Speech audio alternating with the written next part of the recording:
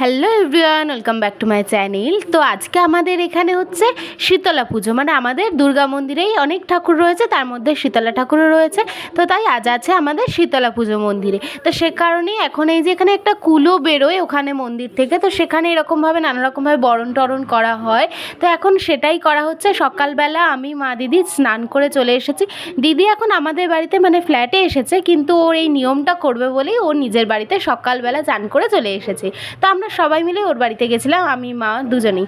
তারপর ওখান থেকে সোজা চলে এসেছি মন্দিরে। এখানে পুজোর আয়োজন হচ্ছে, আর এই পুজোতে নাকি সবাইকে পান্তা খেতে হয়। তো সে কারণে আমাদেরও কাল রাত্রেই সমস্ত আয়োজন করে রাখা আছে পান্তা ভাতের।